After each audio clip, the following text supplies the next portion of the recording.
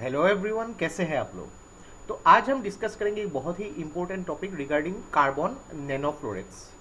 तो आईआईटी बॉम्बे के कुछ रिसर्चर्स ने एक्चुअली एक मटेरियल जो है उसको क्रिएट किया है जिसको बोला गया है कि कार्बन नैनोफ्लोरेट्स। और ये क्या कर सकती है कि जो सनलाइट है उसको हीट में कन्वर्ट कर सकती है। वो किस तरीके से ये काम करेगी, इसके कंप्लीटली मैकेनिज्म, इसके डिज़ाइनिंग के बारे में हम डिस्कस करेंगे और इसके मेनली जो एप्लीकेशन है उसके बारे में डिस्कस करेंगे। तो आपके GS3 पेपर में जो साइंस एंड टेक है उस पॉइंट ऑफ व्यू के हिसाब से बहुत ही इंपॉर्टेंट वीडियो होने वाली है। तो इस वीडियो को एंड तक बिल्कुल देखते रहिएगा। और इससे पहले अगर आप लोगों ने हमारे चैनल को अब तक सब्सक्राइब नहीं किया है तो इसको प्लीज़ सब्सक्राइब कर लीजिए ताकि आने वाले ऐसे ही वीडियोज़ की नोटिफिकेशन इसी तरह आपको मिलते रहे। तो चलिए आज का वीडियो शुरू करते हैं।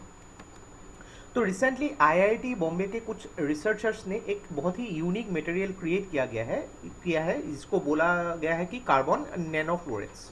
तो ये क्या करेगी, सनलाइट जो है उसको हीट एनर्जी में कन्वर्ट करेगी।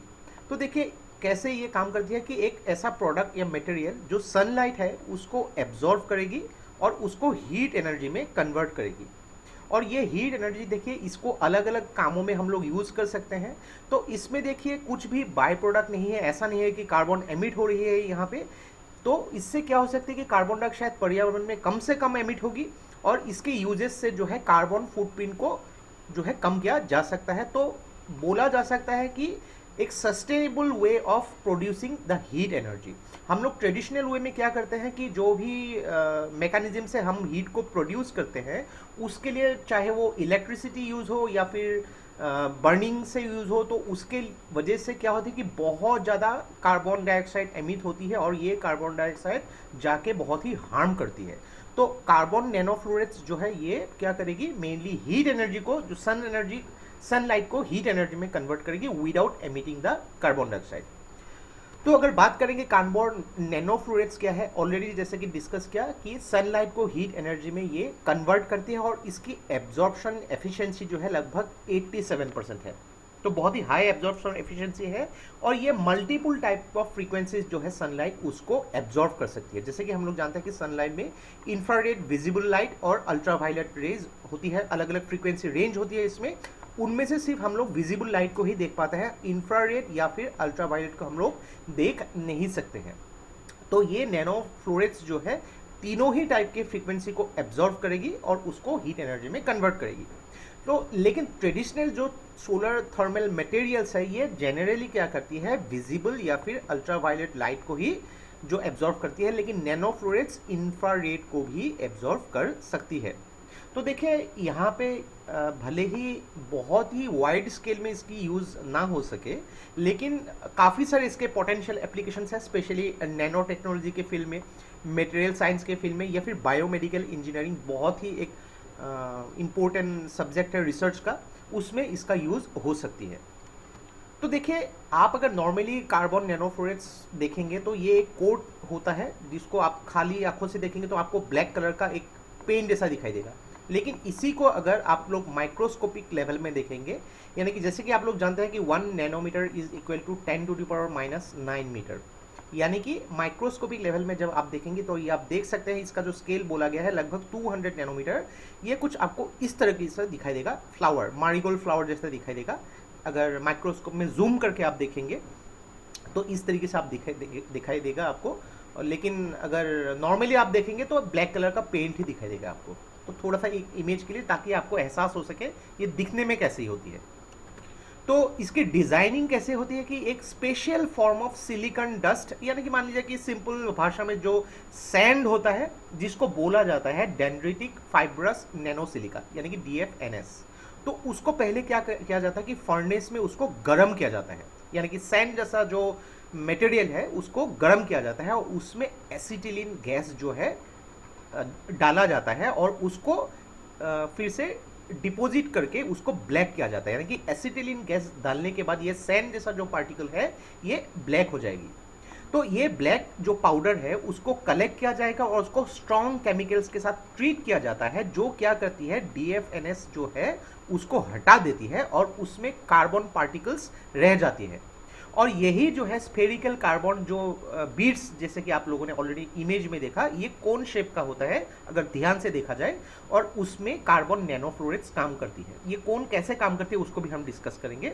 तो अगर इसको आप माइक्रोस्कोप में देखेंगे तो ये कुछ फ्लावर जैसा दिखाई देगा, आपको देखने में ऐसा फ्लावर जैसा दिखाई देगा, मारीगोल्ड फ्लावर जैसा।